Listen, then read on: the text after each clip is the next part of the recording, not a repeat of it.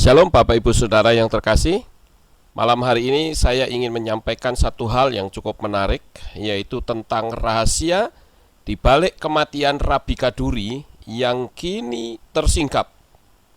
Saudara yang terkasih, kematian Rabi Kaduri ini sangat menarik. Kenapa? Karena ini ada sangkut pautnya dengan Mesias. Nah, mari kita akan sama-sama renungkan hal ini agar kita semakin lebih mengasihi Yesua sebagai Mesias. Kita tentu sebagai manusia yang hidup di dunia ini, kita perlu bertanya dengan sebuah pertanyaan yang sangat sederhana. Kalau saya mati hari ini, apakah saya pasti selamat? Lalu siapakah yang menjamin keselamatan itu nanti?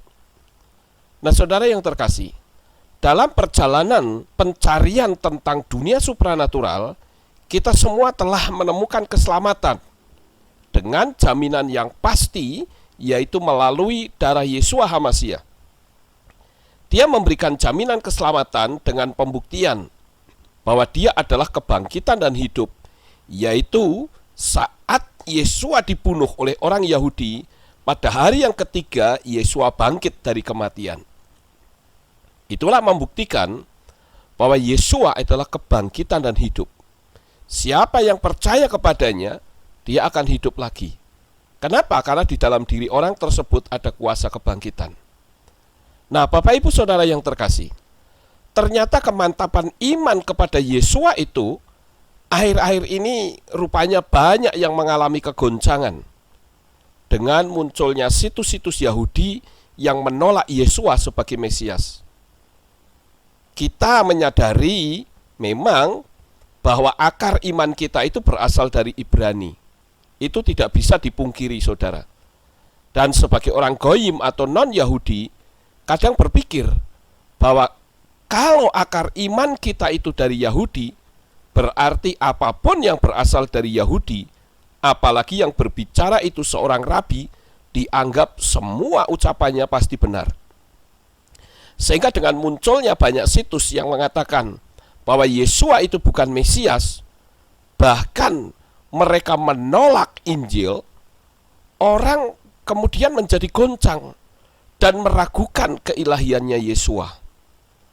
Apalagi mereka memberikan argumentasi yang seolah masuk logika dengan kepandaiannya yang berteologi. Saudaraku yang terkasih, kita harus mengakui bahwa memang akar iman kita dari sana. Tetapi bukan berarti apa yang diucapkan rabi-rabi Yahudi yang menolak Yesua itu bikin kita ikut-ikutan. Kita harus ingat dan meyakini bahwa 2000 tahun yang lalu dunia ini benar-benar ada suatu peristiwa tentang penyaliban Yesua di Bukit Golgota dan kebangkitannya dari kematian. Darahnya memberikan pengampunan atas dosa kita. Nah, saudaraku yang terkasih, dari kisah Yesua ini kita lihat bahwa saat Yesua bangkit, para ahli Taurat dan orang Farisi itu berusaha menutup berita dahsyat yang membawa keselamatan bagi seisi dunia, bagi siapapun yang percaya kepada Yesua. Yaitu dengan cara apa? Dengan cara dikeluarkannya berita bohong bahwa Yesua itu tidak bangkit, namun dicuri oleh murid-muridnya. Nah, saudaraku yang terkasih, sebenarnya berita bohong ini itu dipicu oleh kedengkian ahli Taurat dan orang Farisi yang merasa kalah saingan dengan Yesua saat Yesua ada di dunia ini. Karena Yesua mampu menyembuhkan orang sakit apapun. Bahkan dia pun mampu membangkitkan orang mati.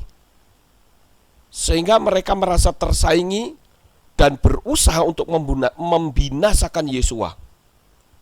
Dan memang mereka berhasil membunuh Yesua. Namun saudara yang terkasih, mereka tidak mampu menghambat kebangkitannya. Sehingga mengeluarkan senjata terakhirnya, yaitu dengan membuat berita bohong kalau Yesua itu dicuri oleh murid-muridnya. Dan saudara, berita itu sekarang semakin canggih, yaitu tentunya dengan penambahan bumbu-bumbu yang mengatakan, oh perjanjian baru itu nggak ada loh. Bahkan nubuat-nubuat dalam Tanakh juga diplesetkan. Namun demikian, Sang Mesias tidak bisa diintervensi oleh manusia. Bahkan dia sendiri justru memberikan keselamatan dan mencelekkan orang-orang yang mau membuka hati bagi keselamatan.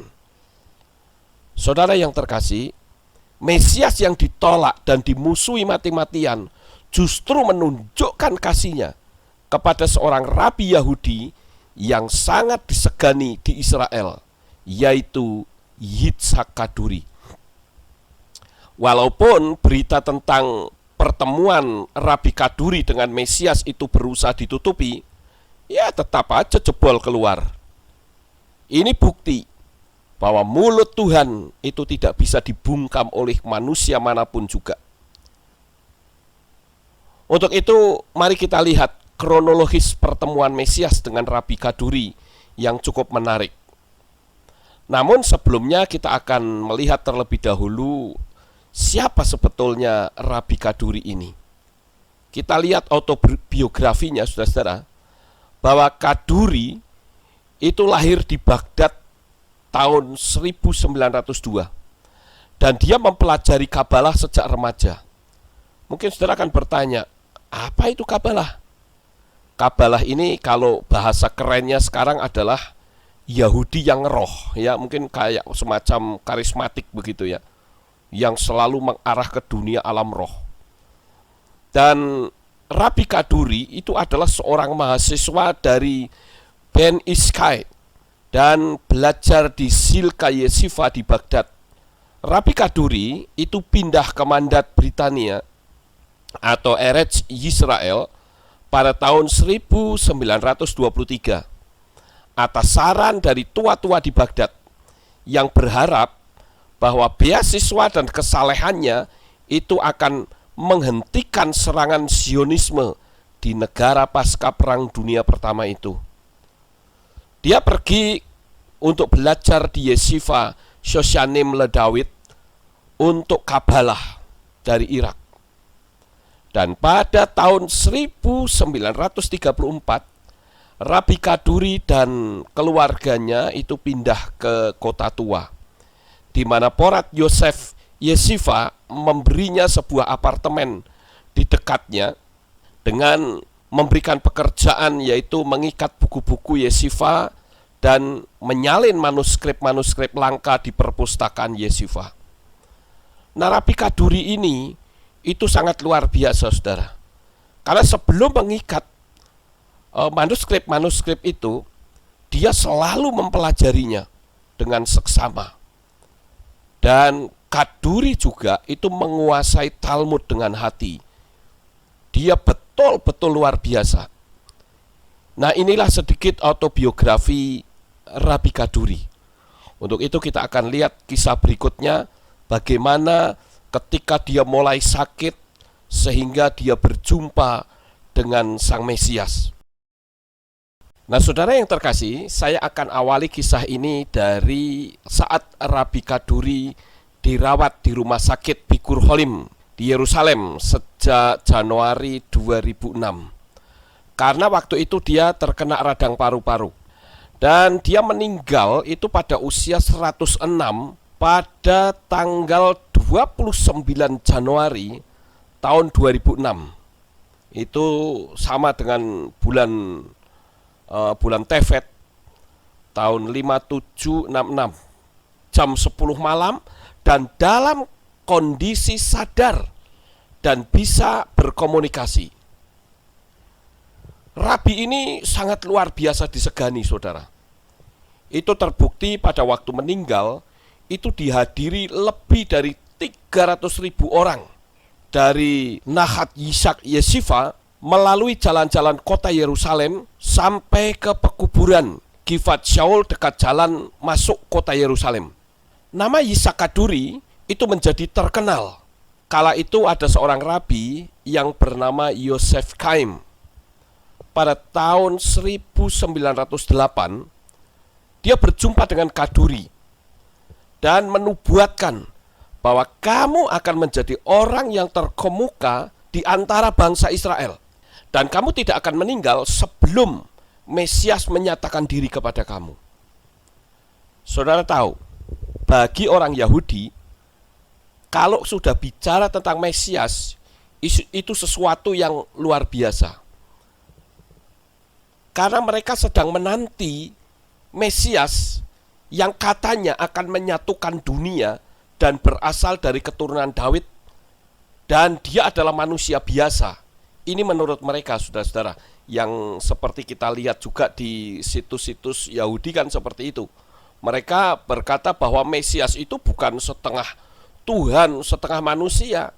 Ya, kita pun juga tidak mengakui Mesias setengah Tuhan, setengah manusia.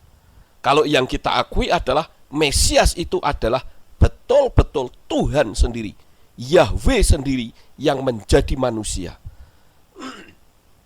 Nah, saudaraku yang terkasih, pada tahun 1990 atau kurang lebih 82 tahun kemudian, datang nubuatan yang kedua. Nah, kali ini disampaikan oleh seorang rabi yang bernama Menahem Mendel Schneerson. Dan 95 tahun kemudian, nubuatan pertama itu betul-betul terjadi.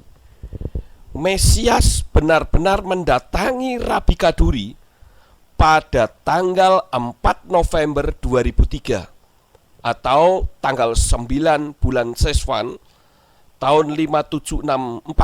Saat itu Kaduri sedang berdoa. Dia didatangi oleh Mesias, dan Mesias itu menyatakan diri kepada Kaduri. Nah, Kaduri tidak berani bercerita tentang kedatangan Mesias itu, saudara. Baik kepada keluarganya, baik kepada siapapun, dia diam dan dipendam itu di dalam hati. Tetapi lama-kelamaan dia nggak tahan juga akhirnya ya. Kemudian diceritakan peristiwa perjumpaan dengan Mesias tersebut kepada keluarganya, kepada murid-muridnya. Sehingga pada waktu itu keluarga dan murid-muridnya itu gempar, saudara. Karena mereka berkata bahwa Mesias itu kan kita sedang menanti Mesias yang akan menyatukan. Tapi Kaduri berkata tidak. Aku sudah berjumpa langsung dengan Mesias yang dahulu itu disalib. Nah, semua pertanyaan-pertanyaan dari keluarga pada waktu itu, wah, keluarganya heboh lalu bertanya, Mesias itu modelnya kayak apa? Bagaimana dia itu rupanya seperti apa? Dan begitu banyak pertanyaan-pertanyaan. Namun Kaduri tidak menjawab. Tapi dia hanya berkata, kalau nanti saya mati, 1 tahun kemudian, tolong surat wasiat yang aku sudah bikin itu dibuka dan dibacakan. Dan betul, saudara-saudara, tidak berapa lama Rabi Kaduri ini meninggal. Ada kurang lebih 22 pesan dari Mesias. Bahkan dia juga cerita Mesias itu memberitahu namanya. Tapi semua itu ditutup oleh orang Yahudi. Semua itu dirahasiakan agar tidak jebol keluar, saudara. Nah, ini saya pikir menjadi penggenapan dalam kitab suci ya, bahwa orang Yahudi itu akan tetap menolak Mesias. Dan dia terus menantikan Mesias yang katanya akan menyatukan dunia. Akhirnya, ya memang orang Yahudi itu menolak Mesias, ya sudah. Keselamatan itu terbagi kepada bangsa-bangsa. Tapi ada 2 hal yang menarik dari semua pesan itu. Yaitu yang pertama adalah Mesias menyatakan diri, siapa namanya. Nah, kalau saudara lihat di dalam suratnya Kaduri, maka di sana saudara akan melihat ada kata sandi dari setiap huruf di suratnya Kaduri. Nah, itu yang menyatakan nama Mesias tersebut. Yang kedua adalah Mesias akan datang kembali setelah Ariel Sharon meninggal. Dan saudara tahu, pada tanggal 11 Januari tahun 2014, Ariel Sharon itu meninggal. Orang Yahudi itu menantikan Mesias, dan mereka ada yang menyebut dengan Mesias ben Yosef dan Mesias ben Daud. Tapi bagi kita itu adalah orang yang sama, saudara, karena kita sudah mempelajarinya. Kalau kita perhatikan bahwa Ariel Sharon itu adalah Perdana Menterinya Israel. Saudara tahu, Ariel Sharon pada waktu Kaduri meninggal dan tidak berapa lama dia kena stroke. Yaitu gara-gara dia mendapatkan teguran dari Barack Obama, Presiden Amerika, yang dianggap bahwa Israel itu biang keladi dari pertempuran yang ada di Timur Tengah. Dengan kata lain, Barack Obama itu hendak berkata, udahlah nggak usah berperang, karena justru kekisruhan itu dipicu dari sikap orang Yahudi terhadap Palestina. Nah, saudaraku yang terkasih, waktu itu Barack Obama berkata, kasih aja tanah untuk orang Palestina, kan dia diem. Waktu itu Ariel Sharon marah. Dia jengkel dengan Barack Obama sampai suratnya itu dibanting, saudara. Nah, saudaraku yang terkasih, dia berpikir, wah ini kok Presiden Barack Obama ini kok lama-lama jadi ngelonjak, ini kurang ajar. Dari dulu nggak pernah ada Presiden Amerika yang macam begini. Ya memang kita tahu bahwa Barack Obama ini mereka kan atau dia kan merangkul dunia Islam, saudara-saudara. Saya tidak tahu bagaimana kiprah politiknya, kenapa sampai dia merangkul negara-negara Islam. Ternyata saudara, untuk yang kedua kali Barack Obama ini menyurati Ariel Sharon. Pada waktu surat yang kedua itu datang, disitulah Ariel Sharon marah besar. Akhirnya apa? Karena saking tegangnya, sehingga mengakibatkan Ariel Sharon itu kena stroke dan tidak pernah siuman sampai pada hari matinya. Nah, saudaraku yang terkasih, hal yang menarik di sini adalah apa yang kita lihat surat dari Rabi Kaduri, saudara. Kalau saudara lihat di sana, itu ada teks yang berbahasa Inggris dikatakan, concerning the letter abbreviation of the Messiah's name, he will lift the people and prove that his word and his Torah are valid. This I have signed in the month of mercy. Nah, di situ ada tanda kurung buka, itu Elul atau bulan Elul, ya. Di situ ditandatangani oleh Isa Kaduri. Artinya adalah terkait dengan abjad nama Mesias.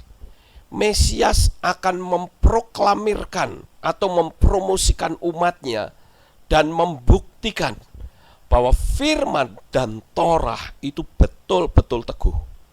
Surat ini aku tanda tangani di bulan anugerah atau bulan Elul. Lalu di situ ditandatangani Yitzhak Kaduri. Nah, akhirnya saudara-saudara, nama Mesias itu diketahui bahwa namanya adalah Yehosua.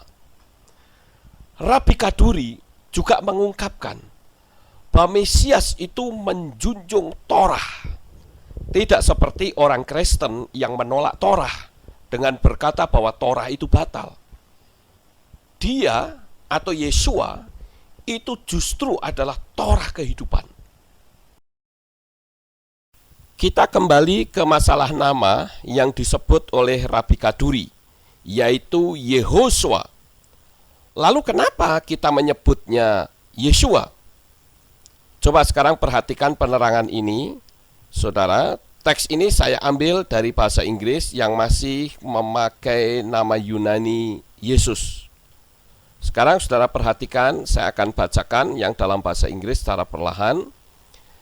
The initial spell the Hebrew name of Jesus, Yehoshua, and Yeshua are effectively the same name, derived from the same Hebrew root of the word salvation. as documented in Zechariah chapter 6 verse 11 and Ezra chapter 3 verse 2. The same priest writes in Ezra, Yeshua, son of Yosadak, while writing in Zechariah, Yehoshua, son of Yosadak. The priest adds the holy abbreviation of God's name, Ho, in the Father's name, Yehosadak, and in the name Yeshua. Artinya adalah inisial mengeja nama Ibrani dari Yeshua adalah Yehoshua. Dan Yeshua secara efektif adalah nama yang sama yang berasal dari akar Ibrani yang sama dari kata salvation atau syafa atau yang menyelamatkan, seperti yang didokumentasikan di dalam kitab Zakaria pasal 6 ayat 11 dan Ezra pasal 3 ayat yang kedua. Imam yang sama menulis di Ezra Yeshua, anak Yosadak, sementara menulis di Zakaria Yehoshua, anak Yehosadak. Jadi imam menambahkan singkatan suci nama Tuhan Ho di dalam namanya ayahnya Yosadak dan di dalam nama Yeshua. Jadi karena di dalam kitab suci perjanjian baru nama yang disuarakan oleh malaikat adalah Yeshua, maka kita memanggilnya dengan Yeshua. Rabi Kaduri juga menyatakan bahwa Mesias dan Torah itu satu. Ini adalah pemulihan tentang kebenaran yang besar bahwa Yeshua itu adalah nama Mesias. Dan Yeshua itu juga adalah Torah kehidupan. Dari kisah perjumpaan Kaduri dengan Mesias ini, saudara-saudara, kita bisa mengambil pelajaran di dalamnya.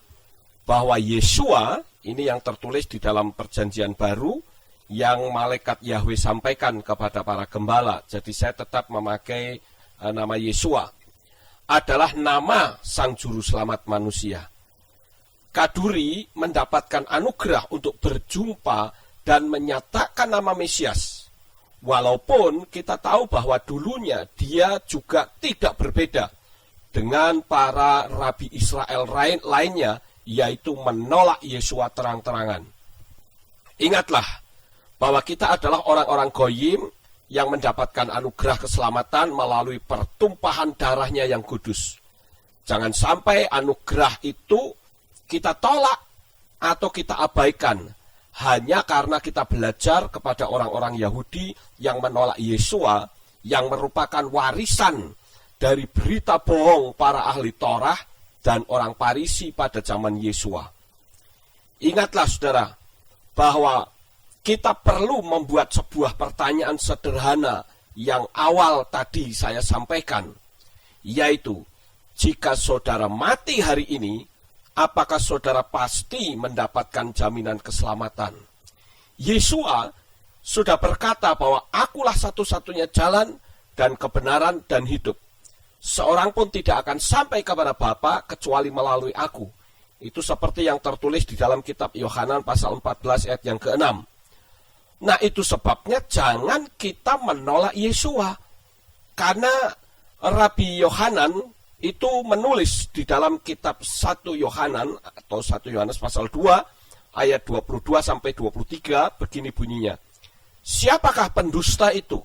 Jika bukan dia yang menyangkal Yeshua, itu bukan Mesias. Inilah anti-Hamasyah yang menyangkal Bapa dan Putra. Setiap orang yang menyangkal Putra, dia juga tidak memiliki Bapa. Perhatikan kata yang paling belakang ini cukup penting, saudara. Yaitu setiap orang yang menyangkal Putra, dia juga tidak memiliki Bapa. Orang yang mengakui Putra, dia juga memiliki Bapa. Jadi dua nama ini harus ada di dalam kehidupan kita. Yahweh sebagai sang pencipta alam jagat raya ini, dan dia telah turun ke dalam dunia dalam wujud manusia, yaitu Yeshua HaMashiach. Bapak Ibu Saudara yang terkasih, sekarang kita akan berbicara kembali tentang Torah. Karena tadi Rabi Kaduri juga mengatakan bahwa Yeshua itu adalah Torah, Torah kehidupan. Banyak orang Kristen yang kalau mendengar kata Torah, mereka berpikir Torah itu berarti korban domba, Torah itu berarti sunat, dan lain-lain. Ini yang ditakutkan oleh orang-orang Kristen. Memang pada zaman perjanjian lama, itu mereka lakukan itu, saudara. Tetapi kita perlu mempelajari lebih dalam. Makanya kalau belum apa-apa, bisanya cuma marah-marah, nadanya tinggi, ya penerangan sebaik apapun nggak bakal diterima.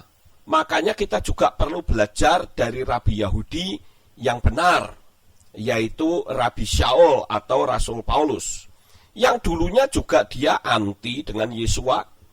Dia bahkan mau menghabisi semua pengikut Yeshua. Sampai pada suatu hari dia berjumpa dengan Yeshua sendiri saat perjalanan menuju ke Damsyik untuk membinasakan pengikut-pengikut Yeshua yang ada di sana. Disitulah terjadi titik balik imannya, yang tadinya memusuhi, sekarang justru menjadi pemberita Injil yang gigih. Nah sekarang saudara-saudara, kalau mengenai sunat ini, saya akan mengambil penerangan dari Rabi Shaul yang sangat jelas. Sunat itu di dalam bahasa Ibraninya adalah Brit Milah. Ini mirip seperti perjanjian garam yang juga tulisannya sama. Ada banyak perjanjian di dalam Torah. Ada perjanjian pelangi, ada perjanjian garam, ada perjanjian sunat, ada perjanjian darah, dan lain-lain. Ini yang harus diurai satu persatu, kegunaan dari setiap perjanjian itu. Kebanyakan orang yang belum apa-apa, belum diterangkan sudah mencak-mencak dulu. Ya kalau saya sih ketemu orang model seperti itu, lebih baik saya diam, saudara. Percumalah, kalau belum apa-apa sudah ngamuk duluan, diterangkan macam apa juga nggak bakalan ngerti. Ya, semua salah saja, saudara. Telinganya itu langsung ditutup, bahkan cenderung untuk melanggar Torah lebih dalam, yaitu mengutuki, mencaci maki, dan lain-lain. Oke, sekarang saya akan bicara tentang Torah mengenai sunat, saudara. Sunat itu adalah tanda perjanjian antara Abraham dan keturunannya. Itu betul. Di dalam kitab Beresit pasal 17 ayat 10, kemudian pasal 34 ayat 15. Nanti saudara baca sendiri, buka kitab sucinya supaya saya tidak terlalu lama membaca. Nanti saudara baca sendiri saja. Kemudian sunat lahiriah itu adalah gambaran dari sunat hati. Itu ada di dalam kitab Devarim pasal 10 ayat yang ke-16 dan pasal 30 ayat yang ke-6. Bagi yang keturunan Yahudi yang menerima Yeshua, boleh sunat, juga boleh tidak sunat, karena Yeshua telah turun ke dalam dunia ini sebagai penyelamat. Jika mereka sunat, harus dengan kesadaran bahwa mereka memelihara dan mengingat perjanjian dengan Yahweh dan nenek moyang mereka. Lalu bangsa-bangsa di luar Israel yang telah menerima Yeshua, itu berlaku ketentuan seperti ini, saudara. Yang pertama adalah, jika sudah sunat, biarlah tetap mempertahankan tanda itu, karena tidak mungkin bisa menghilangkannya. Tapi bagi yang dipanggil dalam keadaan tidak bersunat, tidak usah menyunatkan dirinya. Di dalam 1 Korintus pasal 7 ayat 18 sampai 19. Artinya, orang yang tidak sunat tidak perlu lalu harus sunat demi keselamatan.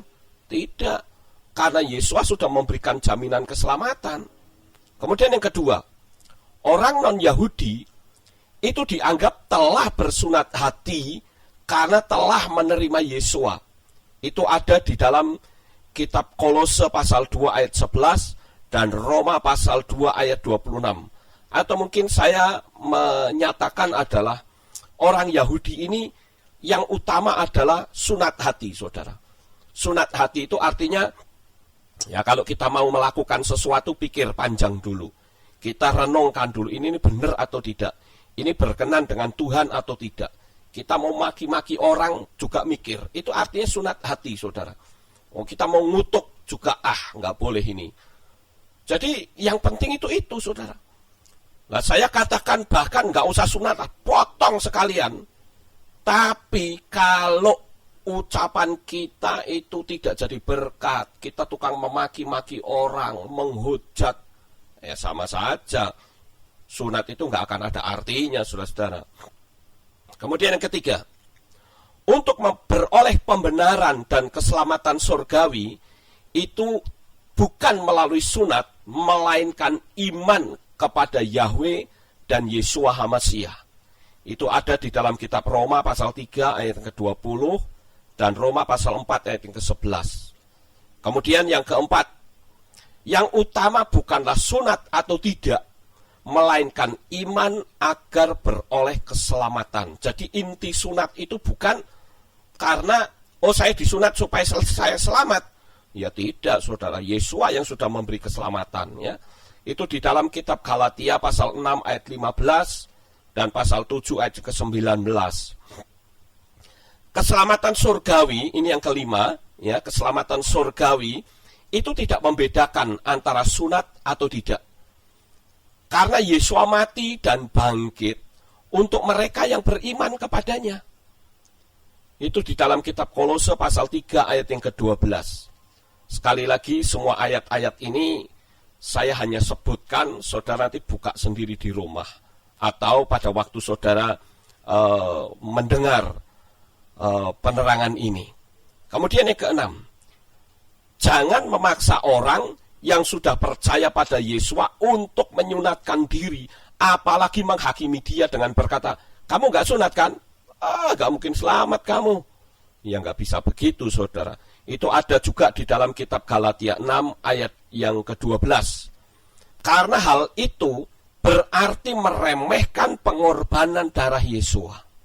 Kemudian yang ketujuh, pengikut Yeshua non-Yahudi boleh sunat, boleh saja, tapi bukan untuk keselamatan, tetapi karena alasan medis, karena memang ada penyakit atau ada kelainan yang harus disunat, atau mungkin orang merasa, supaya lebih bersih, silahkan saja, nggak masalah.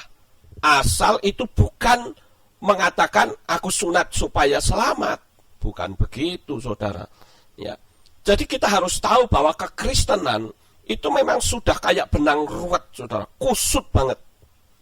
Makanya harus diudari atau diurai pelan-pelan sehingga menemukan benang merah yang tidak pernah terputus. Banyak orang yang memiliki pemahaman yang sempit tentang Torah. Seolah itu merupakan momok yang menakutkan.